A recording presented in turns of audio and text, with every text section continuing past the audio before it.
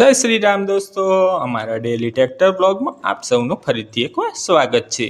सवाરના 8 વાગ્યા હતા અને લોડરનો સેલ મારીને નીકળી જઈએ છે આજના કામ ઉપર।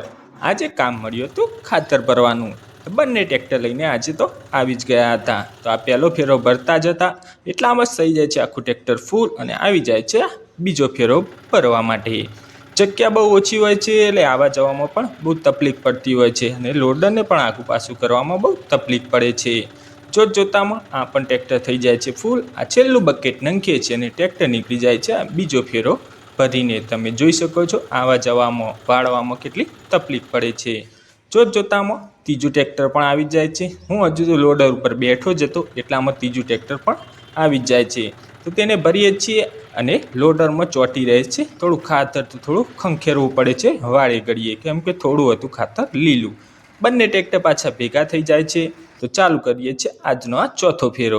જોડે લઈને આવ્યા હતા થોડી ભેંસો માટે ચાર, તે ઉતારીએ છીએ ટ્રોલીમથી અને ભરી દઈએ છીએ આખું ટ્રેક્ટર ખાતરથી જ। બંને ટ્રેક્ટર સાથે ગયા હતા એટલે આજે થોડી વાર આરામ કરવા મળશે।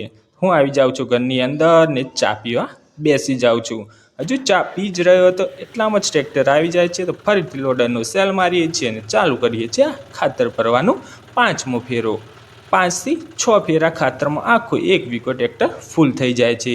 ખાતરને બકેટથી ખોલીને ભરીએ છીએ કેમ કે હવે કામ પૂરું થઈ ગયું હતું। ખાતર તો પડ્યું હતું પણ ખેતર ફૂલ થઈ ગયું હતું।